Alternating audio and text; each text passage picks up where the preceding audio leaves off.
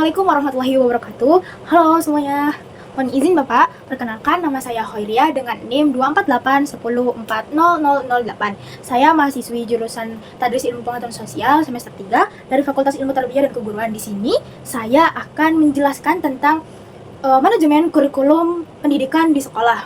Nah, ada apa aja sih di dalam manajemen kurikulum pendidikan di sekolah ini? Mungkin banyak sekali ya, langsung saja saya akan menjelaskannya. Mohon disimak baik-baik buat teman-teman yang lain dan mohon izin kepada Bapak dosen, saya akan menjelaskan materinya. Nah, baik, dalam manajemen kurikulum pendidikan ini akan membahas tentang pengertian, ruang lingkup, fungsi, prinsip, dan model manajemen kurikulum. Baik, yang pertama, pengertian manajemen kurikulum. Manajemen berasal dari kata Latin yaitu manus yang berarti tangan dan agri yang berarti melakukan. Jadi kalau digabungkan itu berarti mengendalikan. Nah, dalam bahasa Inggris, manajemen itu berasal dari kata to manage yang berarti mengurus, mengatur, melaksanakan, dan mengelola. Nah, manajemen menurut definisi umum adalah proses koordinasi aktivitas kerja agar selesai secara efisien dan efektif melalui orang-orang lain. Dalam konteks pendidikan, manajemen itu berarti proses pengintegrasian semua sumber daya untuk mencapai tujuan pendidikan secara efektif dan efisiensi.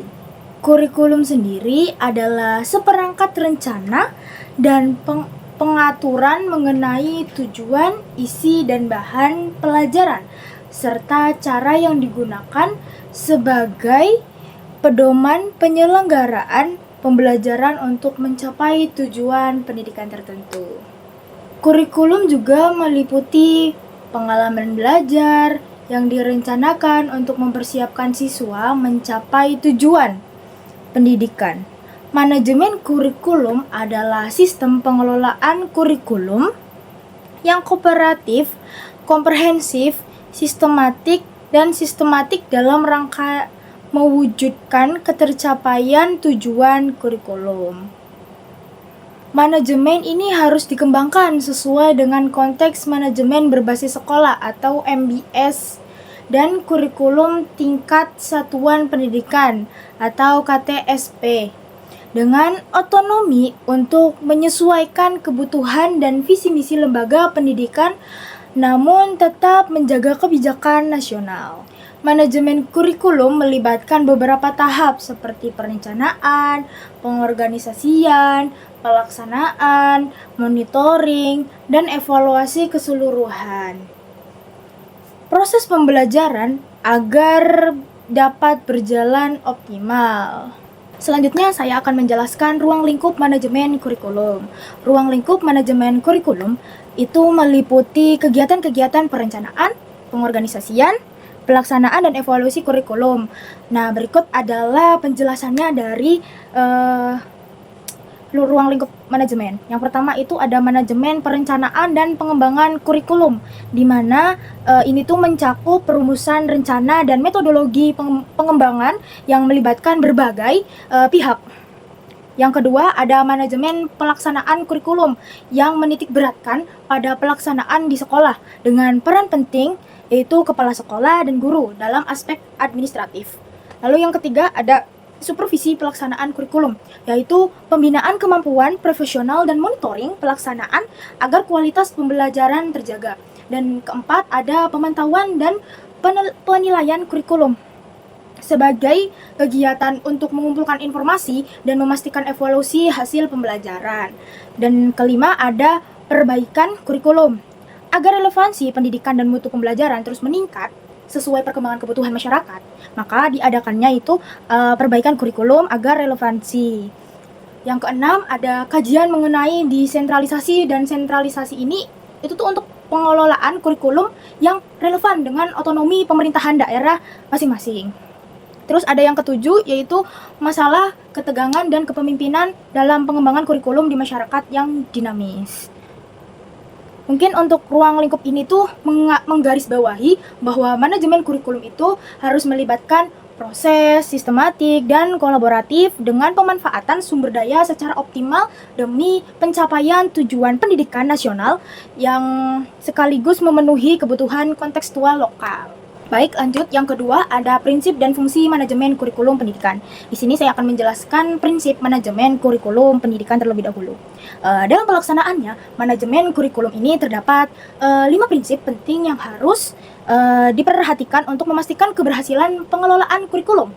Yaitu yang pertama ada produktivitas, yang dimana hasil dari kegiatan kurikulum ini harus menjadi fokus utama dengan target agar peserta didik dapat mencapai hasil belajarnya sesuai tujuan kurikulum. Yang kedua, ada demokratisasi. Manajemen kurikulum ini harus berdasarkan dengan asas demokrasi yang menetapkan pengelolaan, pelaksanaan, dan peserta didik pada posisi penuh dan tanggung jawab. Lalu yang ketiga itu ada kooperatif. Kerjasama positif antara berbagai pihak yang terlibat dalam manajemen kurikulum ini sangat diperlukan demi mencapai tujuan bersama. Lalu yang keempat ada efektivitas dan efisiensi. Semua rangkaian manajemen kurikulum ini harus mempertimbangkan efektivitas dan efisiensi dalam penggunaan waktu, karena sangat dibutuhkan sekali ya untuk efektivitas dan efisiensi. Selain pada waktu, ada juga pada biaya dan tenaga. Dan yang kelima ada mengarahkan visi, misi, dan tujuan, di mana proses manajemen kurikulum ini harus dapat memperkuat dan mengarahkan visi dan misi dan tujuan kurikulum secara menyeluruh. Prinsip-prinsip ini tuh harus diselaraskan dengan kebijakan pemerintah dan regulasi pendidikan nasional, seperti UU No 20 tahun 2003 tentang sistem pendidikan nasional dan peraturan terkait lainnya. Nah, selanjutnya ada fungsi manajemen kurikulum pendidikan. Manajemen kurikulum memiliki beberapa fungsi utama yang bertujuan untuk meningkatkan kualitas dan efektivitas proses pendidikan. Nah, berikut adalah penjabaran dari fungsi manajemen kurikulum. Yang pertama itu ada meningkatkan efisiensi pemanfaatan sumber daya pengelolaan, yang dimana kita tuh harus bisa mengelola sumber daya kurikulum yang terencana, yang dimana akan meningkatkan pemberdayaan komponen kurikulum secara optimal. Yang kedua itu ada meningkatkan keadilan dan kesempatan belajar, memberikan kesempatan seluas-luasnya kepada peserta didik agar dapat mencapai hasil maksimal melalui pengelolaan kegiatan. Nah, seperti infrastruktur kokurikuler, seperti infrastruktur, terus ekstrakurikuler dan kokurikuler yang terintegrasi. Lalu yang ketiga itu meningkatkan relevansi dan efektivitas pembelajaran, di mana kurikulum yang dikelola ini secara profesional dapat disesuaikan dengan kebutuhan peserta didik dan lingkungan sekitar, sehingga pembelajaran lebih bermakna. Yang keempat ada meningkatkan efektivitas kinerja guru dan aktivitas siswa, di mana pengelolaan kurikulum yang baik dan bisa memotivasi guru dan siswa untuk melaksanakan pembelajaran secara optimal. Yang kelima itu ada meningkatkan efisiensi proses belajar mengajar melalui monitoring dan evaluasi yang konsisten, membantu menjaga kesesuaian antara desain kurikulum dan pelaksanaan pembelajaran. Lalu yang keenam itu ada meningkatkan partisipasi masyarakat. Jadi dari keterlibatan masyarakat itu dalam pengembangan kurikulum dapat meningkatkan kualitas dan relevansi materi pembelajaran dengan lingkungan sosial dan budaya setempat. Dan yang terakhir saya akan menjelaskan mengenai model penerapan manajemen kurikulum pendidikan di sekolah. Nah, manajemen kurikulum pendidikan di sekolah ini dapat diterapkan melalui berbagai model yang menyesuaikan konteks dan kebutuhan pendidikan. Nah, berikut itu ada beberapa macam model yang umum dan telah diterapkan di beberapa sekolah yang ada di Indonesia. Yang pertama itu ada model manajemen kurikulum berbasis sekolah atau School-Based Curriculum Management. Nah, model ini tuh memberi otonomi kepada sekolah dalam mengelola kurikulum dengan melibatkan seluruh pimpinan, guru, dan pemangku kepentingan lokal.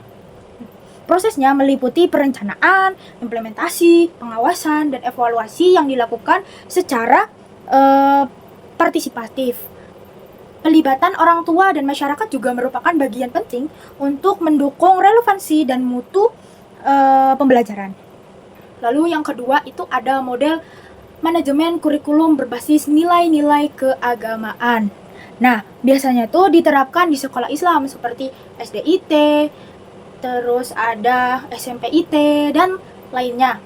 Model ini itu mengintegrasikan nilai-nilai agama ke dalam kurikulum nasional. Nah, langkah-langkahnya itu biasanya tuh mengacu pada perencanaan sistematis, mulai dari pembentukan tim pengembangan, lalu ada sampai hingga ke evaluasi dengan model CIPOOT atau Context, Input, Process, Output, dan Outcome. Seperti itu. Lalu yang ketiga itu ada pembelajaran tematik, di mana melibatkan orang tua, koordinasi guru, pelatihan berkelanjutan, dan pemanfaat media sosial. Nah, di sini tuh kuncinya tuh dalam keberhasilan tuh yang tadi ya, seperti itu. Terus yang keempat ada manajemen kurikulum berbasis penguatan pendidikan karakter. Nah, kalau model ini tuh fokus pada peningkatan mutu pembelajaran melalui nilai-nilai karakter dalam isi dan proses pembelajarannya. Jadi tuh penyusunan kurikulumnya tuh dilakukan dengan pendekatan kolaboratif antara tim pengembangan kurikulum dan kepala sekolah dan guru, yang kemudian tuh diimplementasikan lewat program-program pembelajaran tematik maupun keterampilan. Jadi kalau yang ini tuh lebih mengutamakan tentang karakternya ya. Lalu yang kelima itu ada manajemen kurikulum dengan pendekatan integratif dan partisipatif. Nah, model ini tuh biasanya menyatukan berbagai unsur seperti guru, kepala sekolah, komite sekolah, dan masyarakat dalam pengembangan dan pelaksanaan kurikulum. Lalu penekanan pada evaluasi berkelanjutan dan adaptasi kurikulum sesuai dengan perubahan kebutuhan peserta didik dan dinamika sosial ekonomi dari ciri utama model ini. Seperti itu. Sekarang saya akan membacakan kesimpulan dari materi tersebut, yaitu manajemen kurikulum adalah pengelolaan terstruktur yang meliputi perencanaan, pelaksanaan, dan evaluasi untuk mencapai tujuan pendidikan secara efektif, efisien, dan partisipatif dengan melibatkan semua pemangku kepentingan sesuai konteks sekolah dan kebijakan nasional. Nah, selain itu juga ada prinsip utama dan model pelaksanaannya dirancang agar kurikulum ini relevan, berkualitas, serta mampu memenuhi kebutuhan peserta didik dan masyarakat. Mungkin sekian yang bisa saya jelaskan tentang manajemen kurikulum pendidikan di sekolah. Kurang-kurangnya mohon maaf. Wabillahi taufiq wal hidayah. Wassalamualaikum warahmatullahi wabarakatuh.